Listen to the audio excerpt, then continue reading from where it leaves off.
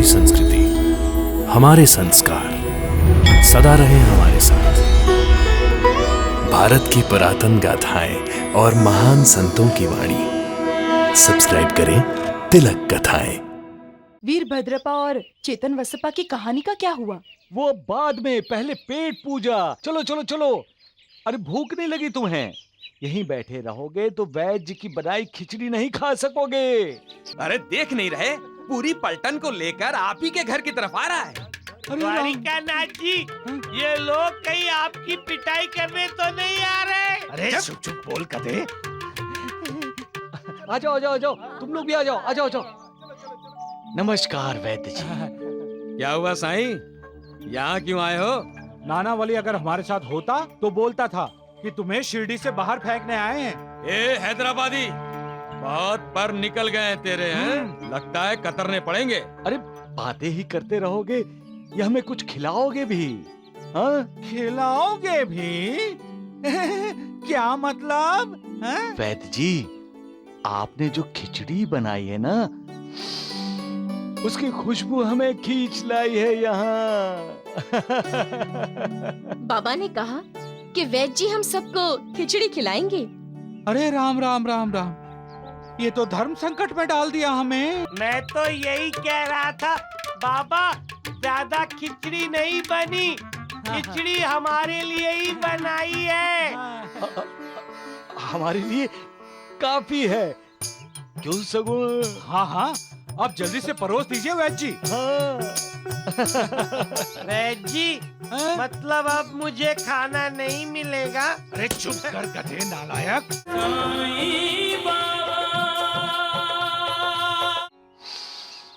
वाह, वैद्य जी ने बड़ी खुशबूदार खिचड़ी बनाई है। लेकिन बाबा, वीरभद्रप्पा और चेतन वसप्पा की कहानी का क्या हुआ? वो बाद में, पहले पेट पूजा। चलो चलो चलो। अरे भूख नहीं लगी तुम्हें?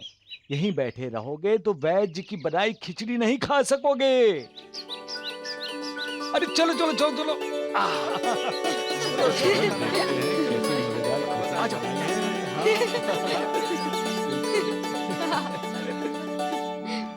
हम इतने सारे लोग जा रहे हैं वैद्य जी के घर, हमें खिचड़ी मिलेगी?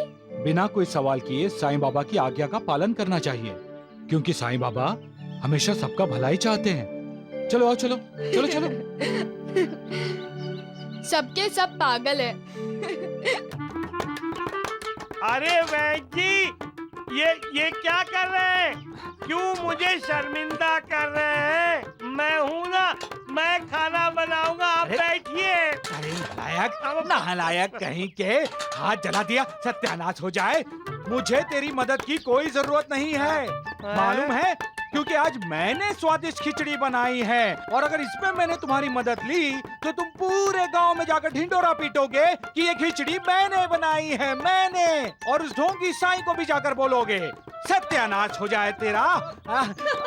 अरे राम राम राम, ये शोर कैसा है? अरे शोर नहीं, शोर। चल, सत्यानाश हो जाए तेरा। क्या खुशबू बाबा, चलकर देखते हैं। अरे द्वारिकानाथ जी, ये शोर कैसा है? अरे उधर नहीं, इधर देखिए। वैद्य जी ने कैसा भोजन बनाया है? वैद्य जी, मुझे तो लग रहा है ये साईं जरूर कोई चाल चल रहा है। चाल? अरे देख नहीं रहे, पूरी पलटन को लेकर आप ही के घर की तरफ आ रहा है। द्वारिकानाथ जी, ये लोग कहीं आपकी पिटाई करने तो नहीं आ रहे? अरे चुप चुप बोल कदे। आ जाओ आ जाओ आ जाओ, तुम लोग भी आ जाओ आ जाओ आ जाओ। नमस्कार वैद्य जी। क्या हुआ साईं, यहाँ क्यों आए हो? नाना वाली अगर हमारे साथ होता तो बोलता था कि तुम्हें शिरडी से बाहर फेंकने आए हैं। ए हैदराबादी, बहुत पर निकल गए तेरे हैं, लगता है कतरने पड़ेंगे। अरे बातें ही करते रहोगे या हमें कुछ खिलाओगे भी? हाँ? खिलाओगे भी? क्या मतलब? वैद्य जी, आपने जो खिचड़ी बनाई है ना, उसकी खुशबू हमें खींच लाई है यहाँ। बाबा ने कहा कि वैद्य जी हम सबको खिचड़ी खिलाएंगे। अरे राम राम राम राम, ये तो धर्म संकट में डाल दिया हमें। बाबा तुम जाकर भिक्षा मांगो, भिक्षा। हाँ, भिक्षा ही तो मांग रहा हूँ द्वारिकानाथ जी। वैद्य जी, क्या घर आए अतिथि को खाली पेट भेज देंगे आप? हाँ बाबा, नहीं तो ढोंडू बोलेगा आप दोनों पर संस्कार नहीं हुए। वैद्य जी, भूख लगी बड़े जोर से। अरे धीरज रखो, वैद्य जी आप सबको खिचड़ी खिलाने वाले हैं। इन्होंने खुद अपने हाथों से बनाई है ना वैद्य जी? अरे राम राम राम राम राम, ये ढोंगी साई तो मेरे गले ही पड़ गया द्वारकानाथ जी, देख रहे हैं ना? वैद्य जी हाँ। भिखारी गले ही पड़ा करते हैं। हाँ। हाँ, जैसे आप गले पड़ गए वैद्य जी के। मैं तो यही कह रहा था बाबा, ज्यादा खिचड़ी नहीं बनी, खिचड़ी हमारे लिए ही बनाई है। हमारे लिए काफी है, क्यों सगुण? हाँ हाँ, आप जल्दी से परोस दीजिए वैद्य जी। हाँ। वैद्य जी, हाँ? मतलब अब मुझे खाना नहीं मिलेगा? अरे चुप कर गधे नालायक, ये सब तुम्हारी वजह से ही हुआ है। वैद्य जी, मेरा पेट कैसे भरेगा? पानी पी के। अब जाओ अंदर नालायक कहीं के। चलो चलो चलो, बैठो बैठो बैठो बैठो। सब बैठ गए। परोसो।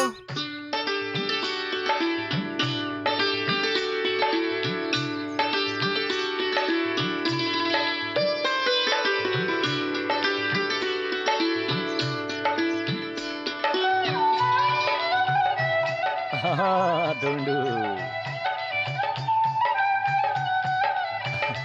और दो। अरे राम राम, ये ढोंडू दे देकर पूरी खिचड़ी खत्म कर देगा।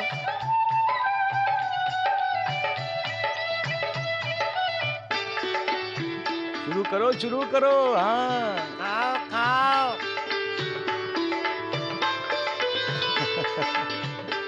लक्ष्मी की माँ, सकुबाई, कैसी बनी है खिचड़ी? स्वादिष्ट बाबा, बहुत बढ़िया है बाबा। ढोंडू, सकुबाई को खिचड़ी और दो।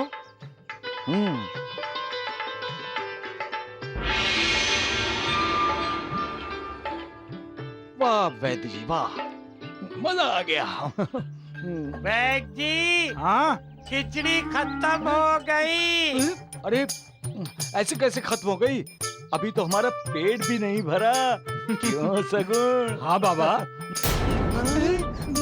अरे ढोंडू, जाओ जाओ और खिचड़ी लेकर आओ। हाँ।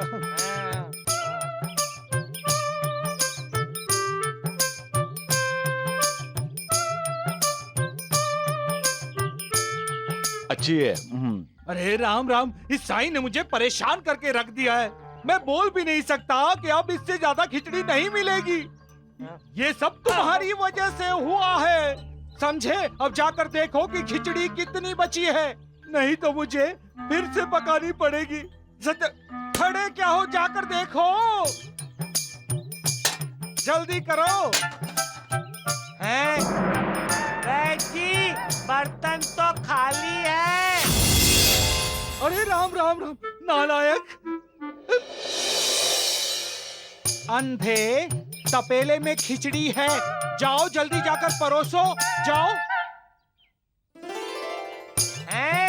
अभी अभी तो खाली था। अरे मूर्ख, तेरा दिमाग खाली है, निकालो जल्दी, जल्दी निकालो। राम राम राम। अरे क्या कर रहा है, जल्दी कर, जल्दी परोसो, कितने लोग बैठे हैं, जल्दी करो। हाँ सबको दो, खाओ खाओ, पेट भर कर खाओ। हाँ। वैद्य जी, हाँ? खिचड़ी तो खत्म हो गई, कुछ नहीं बचा। ढोंडू, बचेगी कैसे? वैद्य जी ने बहुत प्यार से हम लोगों के लिए खिचड़ी बनाई है। हाँ, आत्मा तृप्त हो गई। ऐसी स्वादिष्ट खिचड़ी इससे पहले मैंने कभी नहीं खाई। हाँ। अरे बाबा, वैद्य जी को आशीर्वाद नहीं देंगे क्या? अन्नदाता सुखी भव, सुखी भव। हाँ भवो भवो, खिचड़ी तो खत्म हो गई।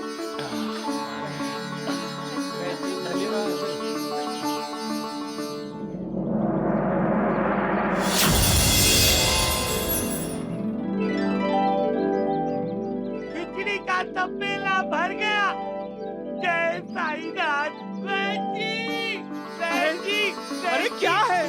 वो खाली बर्तन खिचड़ी से भर गया। हाँ? जरूर इस साईं ने कोई जादू किया होगा वैद्य जी, ढोंगी तो है ही।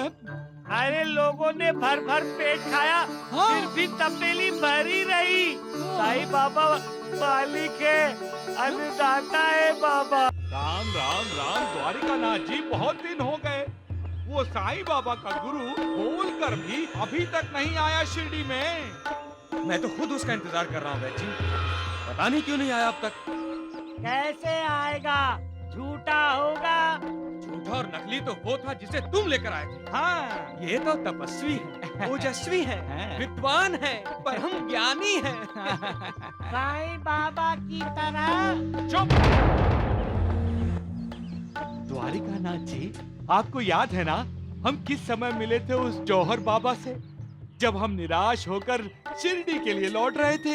हैं? हाँ वैद्य जी, राता गांव में मिले थे, वो भी वीरभद्र मंदिर के बाहर। नाम भी कितने गहरे मतलब वाला है, जौहर। मालिक जब प्रसन्न होता है तब उसे क्या मांगना चाहिए और क्या नहीं मांगना चाहिए, इतनी अकल तो इंसान में होनी ही चाहिए। मालिक जब देता है और आपने अपनी फटी हुई झोली आगे कर दी तो क्या फायदा। शायद आप सभी जानते होंगे, मिडास नाम का एक राजा था। मालिक उससे प्रसन्न होकर बोले कि मांगो, तुम्हें क्या चाहिए। मिडास बड़ा खुश हुआ और झट से बोला, भगवान जिसे मैं छू लूं वो सोना बन जाए। मालिक ने कहा, तथास्तु। खुश तो हुआ मिडास, लेकिन उसे विश्वास नहीं हुआ, क्योंकि उसे किसी पर भी भरोसा नहीं था। भगवान का कहा सच है, ये जानने के लिए उसने पास वाले एक पेड़ को छुआ और मिडास हैरान। वो पेड़ सोने का बन गया था। उसने झट से पास पड़े एक पत्थर को उठाया, पत्थर सोने का बन गया। उसने मिट्टी उठाई, मिट्टी भी सोने की बन गई। अब तो राजा मिडास खुशी से पागल हो गया। वो जिसे छूता वो चीज भी सोना हो जाती। लोग उससे दूर भागने लगे। वो नहीं चाहते थे कि मिडास उन्हें छुए और वो सोना बन जाए।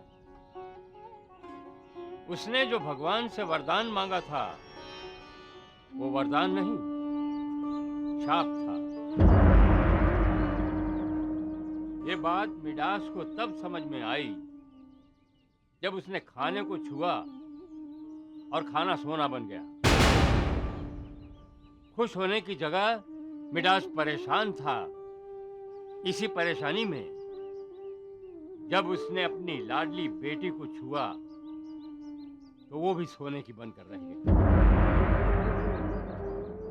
इसीलिए बुजुर्ग, विद्वान, संत, ज्ञानी कहते हैं कि अगर मांगना है तो अपने लिए नहीं, दूसरों की भलाई के लिए मांगो। स्वार्थ से प्रेरित जो मांग होती है वो कब शाप में बदल जाती है, कब बद्दुआ बन जाती है, ये मांगने वाले को भी नहीं पता होता।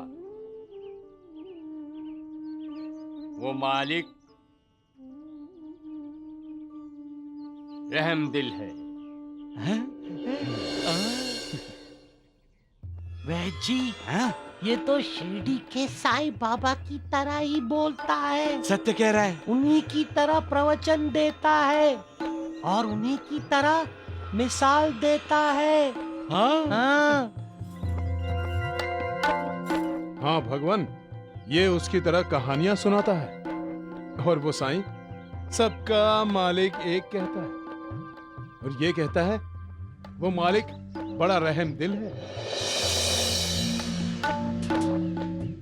तो मेरे उस चेले ने अपना नाम साई रखा है। अरे राम राम राम, वो साईं आपका चेला? हाँ, वो मेरा ही चेला है जिसे तुम लोग साईं बाबा कहते हो। परंतु इससे पहले आप साईं से कभी मिलने नहीं आए बाबा। हाँ। अब आ रहा हूं ना, कह देना साईं से कि उसका गुरु आ रहा है। आ रहा है, परंतु अभी तक आया नहीं। आ जाएगा वैद जी, आ जाएगा। हाँ, साईं बाबा ने भी कहा है, श्रद्धा और सबूरी। ढोंडिया, तुम अपना मुंह बंद रखो, समझे? वैद जी, एक बार उस जौहर बाबा को शिरडी आने तो दीजिए, हम उसे ऐसा पाठ पढ़ाएंगे। पाठ पढ़ाएंगे? मेरा मतलब है कि हम उनकी ऐसी सेवा करेंगे कि उनका दिल जीत लेंगे और उनसे ये विनती करेंगे कि अपने महान चेले को यहाँ से ले जाएं। राम राम राम, द्वारिकानाथ जी, वो यहाँ से चला जाए, बस शिरडी छोड़ के वो ढोंगी साईं बाबा। हाँ। बिल्कुल सही। फिर तो शिरडी में बाबा ही बाबा होंगे। आप होंगे वैद जी बाबा और आप द्वारिकानाथ बाबा और आप जीवाजी बाबा और हम होंगे वे ढोंडू बाबा। जब ढोंडू बाबा प्रवचन देंगे तो कहेंगे भोजन भरपेट करना चाहिए।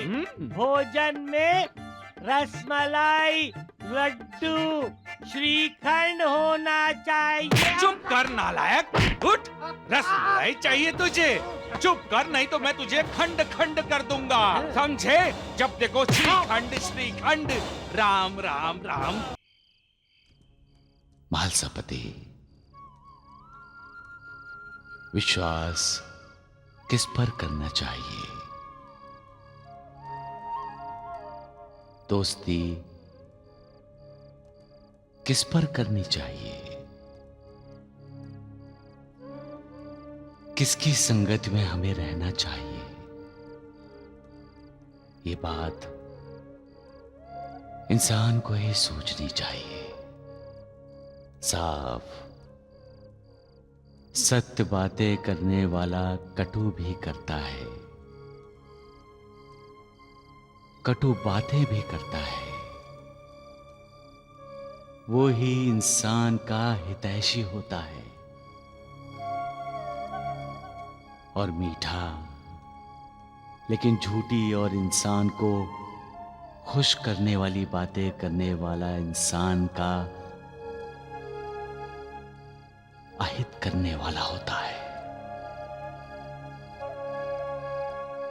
संगत में ही संगीत छुपा हुआ है। जो अच्छी संगति में है उसका जीवन सुरीला संगीतमय हो जाता है। सुसंगत में हो तो कदम कभी गलत रास्ते पर पड़ते ही नहीं, और कुसंगति हमेशा गलत रास्ते पर ही ले जाएगी और उसे उसका फल भी भुगतना पड़ेगा। इसलिए हमेशा अच्छी संगत में रहना चाहिए, सत्संग में रहना चाहिए। उनकी संगत में नहीं जो अपने संत होने का ढिंढोरा पीटते हैं। मतलब द्वारिकानाथ के संगत में नहीं रहना चाहिए ना साईनाथ। सबका मालिक।